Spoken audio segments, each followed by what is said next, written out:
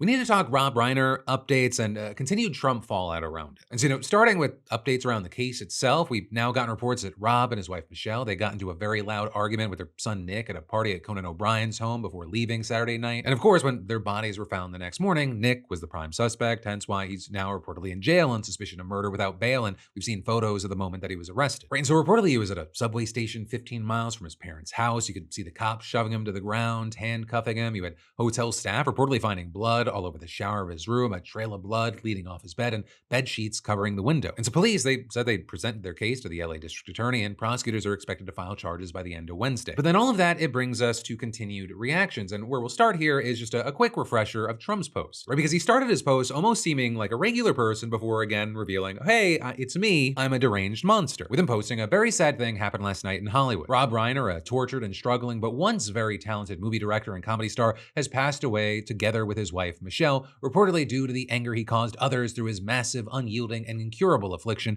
with a mind-crippling disease known as Trump derangement syndrome, sometimes referred to as TDS. He was known to have driven people crazy by his raging obsession of President Donald J. Trump, with his obvious paranoia reaching new heights as the Trump administration surpassed all goals and expectations of greatness, and with the golden age of America upon us, perhaps like never before. May Rob and Michelle rest in peace. And in case anyone had any doubts if that was official, the White House's rapid response account on X also reposted it. Right, and then later on, when a reporter was like, hey, Mr. President, surely you didn't really mean it like that, we saw this. Do you stand by that post? Well, I wasn't a fan of his at all. He was a deranged person as far as Trump is concerned. He said he knew it was false. In fact, it's the exact opposite, that I was a friend of Russia, controlled by Russia. It was the Russia hoax. He was one of the people behind it.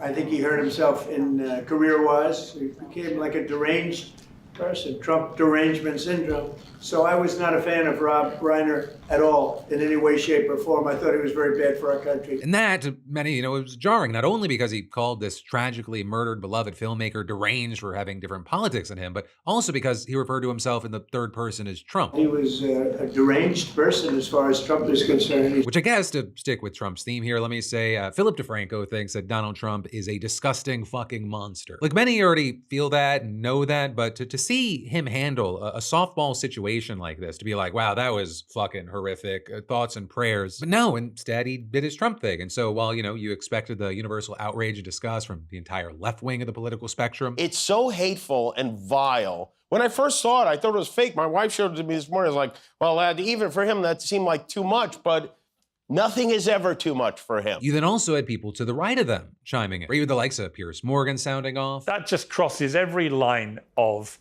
just basic human decency. But also, the most surprising reactions came from the MAGA right, where with nearly all the big names with anything to say about this expressing some form of discomfort or disgust. And I say nearly because, some took a different tack, which we'll get into. But, you had the talking heads on Fox News seemingly pretty much unanimous on Trump's post. I have to say that for the President of the United States to take this family tragedy in which both Reiner and his wife were killed and say that it's because of Trump derangement syndrome, I thought was well beneath him and beneath the office, and I think it would have been better if the president had made no comment. You also had several Republican lawmakers chiming in, including, as we saw yesterday, Marjorie Taylor Greene, but also Mike Lawler, Stephanie Bice, and John Kennedy. I think when the president says these sorts of things, it detracts from his policy achievements. But still, it was crickets from most of the GOP, with Senator Thomas Massie even commenting, I guess my elected GOP colleagues, the VP and White House staff, will just ignore it because they're afraid. And in response to that, the GOP leadership was basically like, yeah. Senate Majority Leader John Thune declining to comment on Trump's post when asked about it by reporters, and House Speaker Mike Johnson essentially saying it's not worth his time. I don't do ongoing commentary about everything that's said by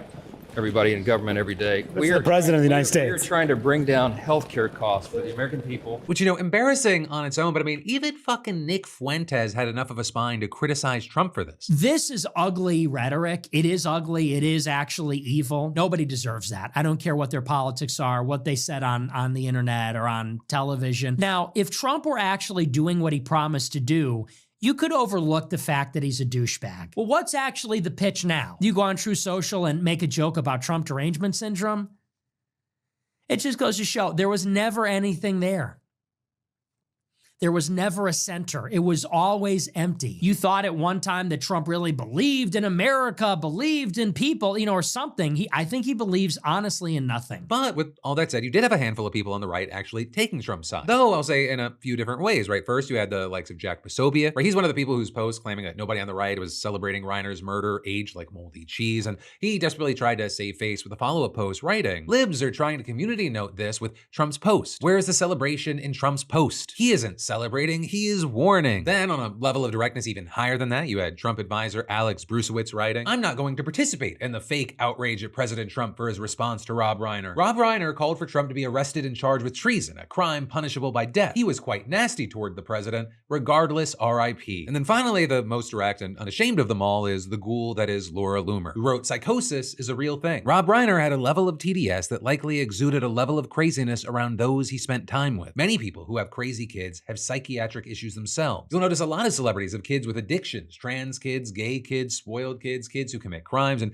kids who are total deadbeat losers because many were raised to have no accountability by parents who subscribe to hardcore liberalism. Trump is right. Reiner himself sounded insane when he would speak. Imagine how crazy his own kid was, on drugs." But then, one last point I want to touch on with this news is something that's arguably in the same ballpark as Trump's post, but it's gotten far less attention. And that is the call for a mass expulsion of Muslims from the United States. Because after the anti-Semitic terror attack in Australia, you have 2 Republican congressmen not even bothering to qualifying their target as radical Muslims. They're just attacking Islam as a whole. And so you have Tommy Tuberville writing, "Islam is not a religion, it's a cult. Islamists aren't here to assimilate, they're here to conquer. Stop worrying about offending the pearl clutchers. We've got to send them home now or we'll become the United Caliphate of America." As well as Randy Fine saying, "This has to stop. Diversity is not our strength. Diversity has become suicidal." Saying it is time for a Muslim travel ban, radical deportations of all mainstream Muslim legal and illegal immigrants, and citizenship revocations wherever possible. Mainstream Muslims have declared war on us. The least we can do is kick them the hell out of America. And then adding, "Islamophobia isn't real. Fear of Islam is rational." When you know it, just like the Trump post, Mike Johnson office refused to comment on Tuberville and Fine's comments when asked about them by the Washington Post. But also, as someone pointed out, this kind of unabashed Islamophobia, it's not new. It's been festering for a long time. Many saw it, of course, with Donald Trump as far back as 2015. Donald J. Trump is calling for a total and complete shutdown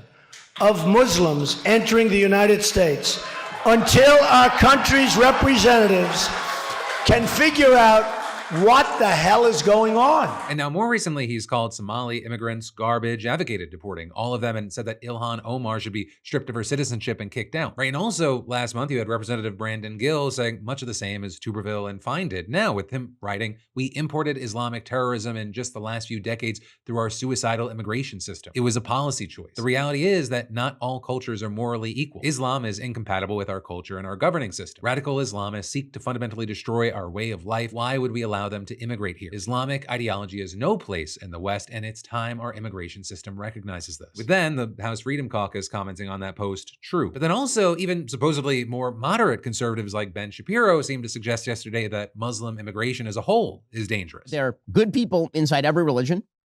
The question, of course, is whether when you import an enormous number of people of any particular religion, that changes the culture of the country, or whether it creates enclaves that are dangerous to the rest of the country. And of course, all of this despite the fact that Muslim groups and Arab governments, they widely condemned the violence in Australia and elsewhere. And of course, I mean, the guy who tackled one of the shooters was himself a Muslim. For now, we're gonna have to wait to see how this continues to play out. And of course, in the meantime, I'd love to know your reactions to everything that's going down. And then we're gonna dive into even more in just a minute. But first, let me say, holiday spending season, it always tricks me. I start with, I'll just grab a few gifts and suddenly my cart looks like I'm funding Santa's entire operation. And it's why today's sponsor, Rocket Money, is essential this time of year. Right? Because Rocket Money is a personal finance app that helps find and cancel your unwanted subscriptions, monitors your spending, and helps lower your bills so you can grow your savings. It puts all your expenses in one place, including subscriptions that you forgot existed, like the free trial from 2 apartments ago. So, see something you don't need? Rocket Money lets you cancel it with a few taps, not 10 emails and a hostage negotiation. And their dashboard actually makes your money make sense. Bills, due dates, paydays laid out so you're not guessing. And you can auto-create budgets around how you already spend. It helps more than I really want to admit. You'll get alerts when bills increase, spending, spending spikes, or when you're crushing your goals, the good kind of notifications. In Rocket Money, they've saved users over $2.5 billion, including over $880 million in canceled subscriptions alone. There are 10 million members. They save up to $740 a year when they use all the app's premium features. So hey, cancel your unwanted subscriptions and reach your financial goals faster with Rocket Money. Just scan that QR code or go to rocketmoney.com/PDS. That's rocketmoney.com/PDS, rocketmoney.com/PDS. But then next up in the news today, fentanyl is a weapon of mass destruction. That is what Donald Trump has now claimed in his 221st executive order of his second term, which also, just fun history fact, means that he's now signed more executive orders in 2025 than during his entire first 4 years in office, a full 1/3 of which, by the way, have been challenged in court. While it's not clear yet whether this latest one's gonna spark any legal action, it's definitely controversial. So specifically, this designates illicit fentanyl and its core precursor chemicals as weapons of mass destruction, and it claims that the potential for fentanyl to be weaponized for concentrated large-scale terror attacks by organized adversaries is a serious threat to the United States, with it then directing the heads of relevant executive departments and agencies to take additional steps to combat the drug. Right, and that includes by telling the defense and attorney general to determine whether the threats posed by illicit fentanyl is enough to justify providing military resources to the Justice Department. And so this very much looks like the Trump administration's latest effort to provide legal cover for their lethal strikes on boats that it said, without providing evidence, are carrying drugs into the US. Which also, on that note, the military carried out another 3 of those strikes just yesterday in the Eastern Pacific, killing 8 people and bringing the total death toll to at least 95. And that's also as they brought warships to the region, seized a Venezuelan oil tanker, and been flying aircraft near Venezuelan airspace. Which, I mentioned not only because it's part of Trump's pressure campaign on Venezuelan President Nicolas Maduro, but also because one of them may have almost caused a deadly accident last week. Or because last Friday you had a JetBlue pilot reporting that a US Air Force plane passed in front of him without broadcasting its position. Right? And they had this conversation with air traffic control. They passed directly in our flight path.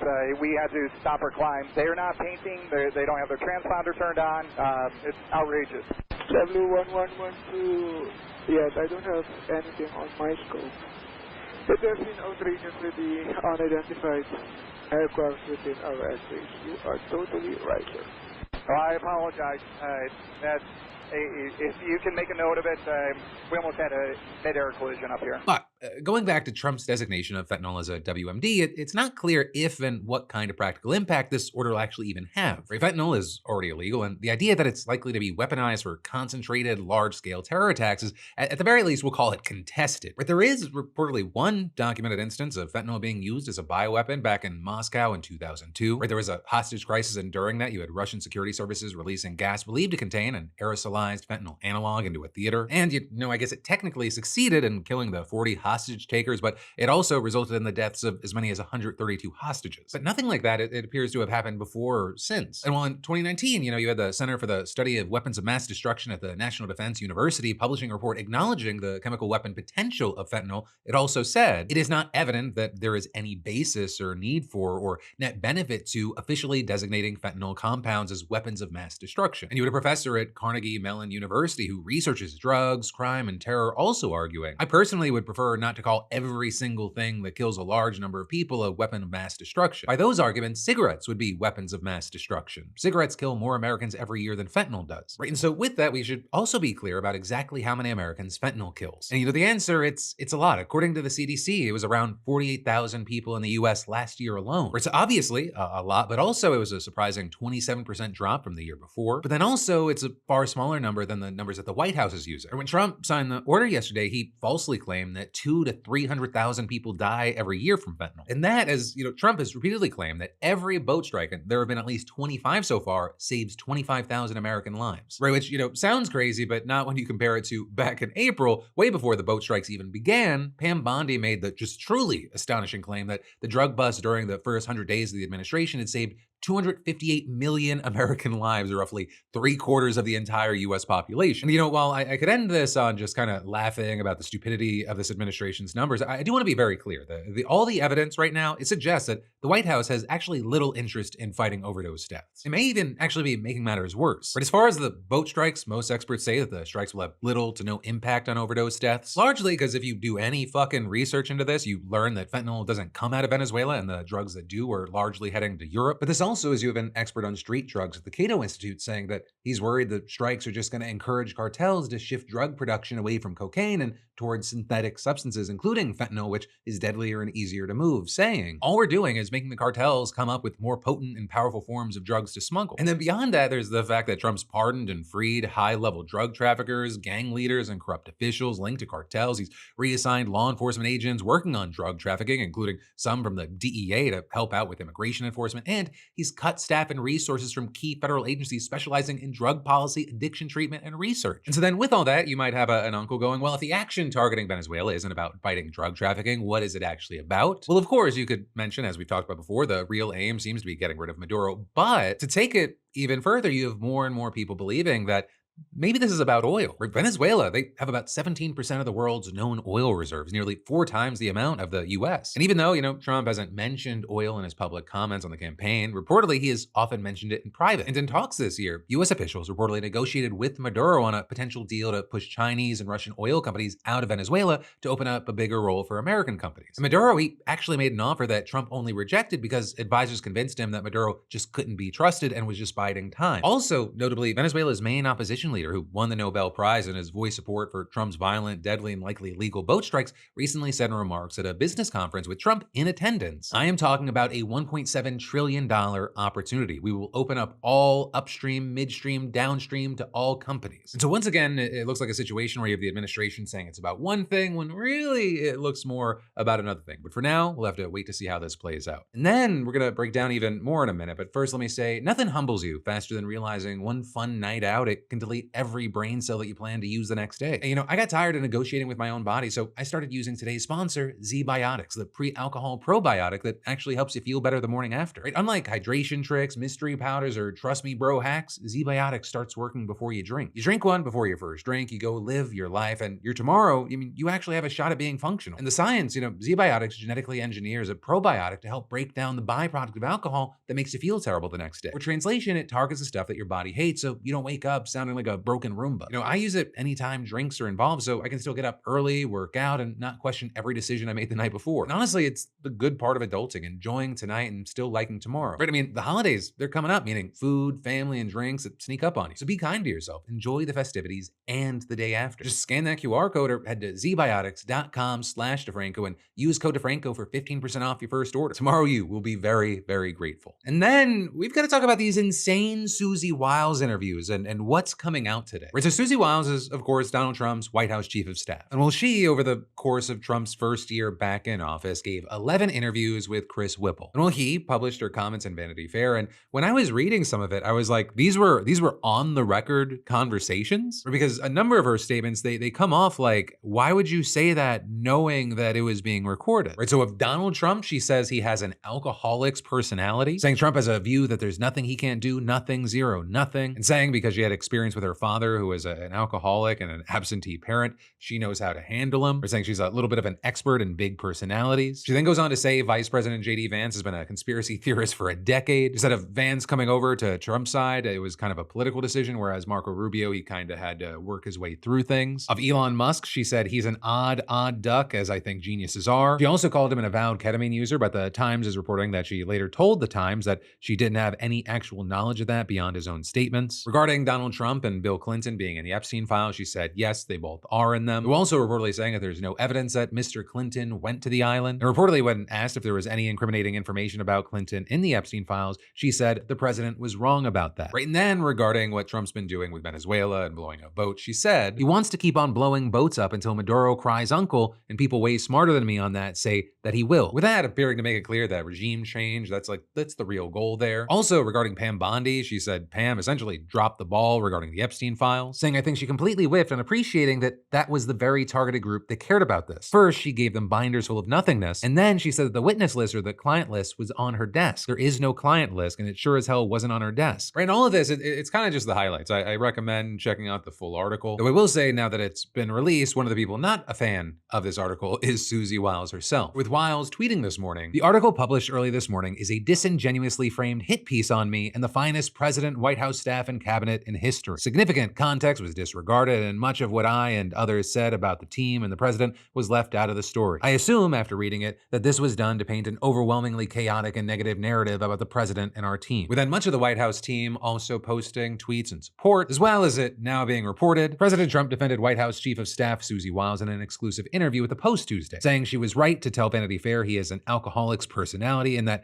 he has full faith in Wiles to continue in her role. And so for now, really, only time will tell how things go from here. Right? Does this stir things up and we eventually see a fallout, or do things calm and settle and whatever needs to happen privately gets handled privately, and then as far as the public version, it's all a united front? But then, next up with the news, AI is causing tons of things to get more expensive, and I'm not even talking about the software side of things, which, to be clear, many are finding it to be a waste of money, as companies like Microsoft are finding out that no one wants AI all over their stuff. But also, the hardware itself has had a huge ripple effect across so many things. Right? In many markets, electricity prices are skyrocketing. Also, if you're in the market for any kind of electronics, I'd pull the trigger sooner than later. And that because we're already seeing those prices go through the roof as companies shift all their sales to AI data centers rather than household consumers. Right? And the idea that tech companies are taking up so many resources from everyday people is so concerning that a handful of Senate Democrats actually announced today that they're launching an investigation. And in this letter that they sent to the usual suspects, they said that they were worried that their AI data centers were using so much electricity that it forced utility companies to upgrade their grids. Which,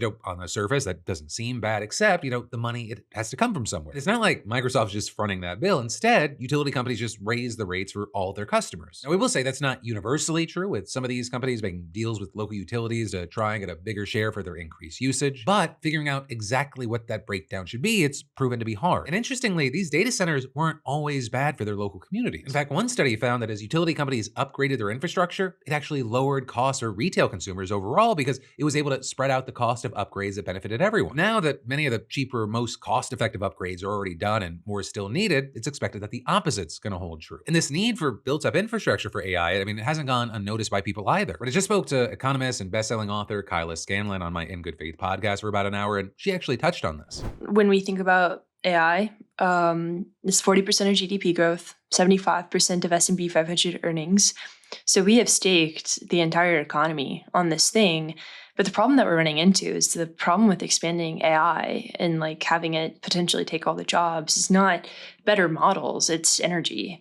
So AI is ultimately an energy race. And the US decided that the sun was DEI or woke or whatever, and has rolled back a lot of renewable energy projects that were very important to having AI be successful. And so I think that's what the US is running into right now, is that these huge data centers are straining grids, they're causing electricity prices to go up. And it's sure, the models can be great, but I don't know if the grid can maintain it. That is the number one risk. And then number two is China. And companies like Airbnb are choosing to use China's AI models because they're cheaper. So it's always going to be a price war at the end of the game, at the end of the day, and it's always going to be an energy war. And right now, China is winning in both. Because you can have all of these pie in the sky plans, but you have to think about physical infrastructure, and the US doesn't ever. And so I think that could pop the bubble, that could make it so it doesn't take the jobs. And those are the things I'm really paying attention to. I just can't understate how much China has invested into its electrical grid compared to the United States, and what an advantage it is. Right? They've actually been doing this for about a decade now, to the point that it's the biggest in the world, and it produces about twice the electricity that the United States does. In fact, they have so much of it that their AI data centers are paying about half of what ours do per watt. And a lot of that growth, it's due to China investing heavily into green energies like solar, wind, and hydroelectric especially. Whereas the United States, especially under the Trump presidency, we're going in the opposite direction and cutting funding for a lot of those programs. And that's just one way that AI is screwing consumers in the States. There's also the appetite for computer memory causing issues all over the globe. We're at a point where key electronic components are seeing 100% plus price increases in just a matter of months, and that's likely going to go up. And without getting too specific, AI data centers need a lot of memory and RAM. RAM, it's used by just about everything that computes. So computers, phones, consoles, smart TVs, appliances, cars, our entire modern world. AI companies, they now need so much of it that it's now a better deal for RAM manufacturers manufacturers to just sell to them and ignore retail consumers like you or me. I mean, just look at Micron, one of the big 3 RAM manufacturers in the world. They announced just a few weeks ago that they'd be leaving the consumer market entirely. And now you've got Samsung warning that there's going to be such a massive shortage that RAM prices are going to spike 100% as they have no stock for normal consumers. And it's also expected that Samsung's going to announce in January that some of the most popular and cost-effective hard drives are going to be impossible to get. Then, add in the fact that most of these items, they're made overseas and face big tariffs under Trump. And the easy conclusion is that if you want some kind of electronic, it's better to get it now than later. All of this in order to fuel an industry that really fully, if you take a deep dive into it, hasn't made a product that actually generates money. Right? And well, that's not to say that it never will. It really just puts an even bigger spotlight into what just a massive, massive bet this is for, yes, the United States, but also in other ways, much of the world. But that, my friends, is the end of today's Philip DeFranco show, but you've got even more to watch just a click away. You've got my brand new interview with KYLA SCANLON. I really loved this one. She's great, right? So that's your new episode of the In Good Faith podcast. And/or, especially if you missed it, you can check out last night's Philip DeFranco show. There was a lot to dive into there. Whatever you do, let me just say thank you for watching. I love yo faces, and I'll see you right back here tomorrow.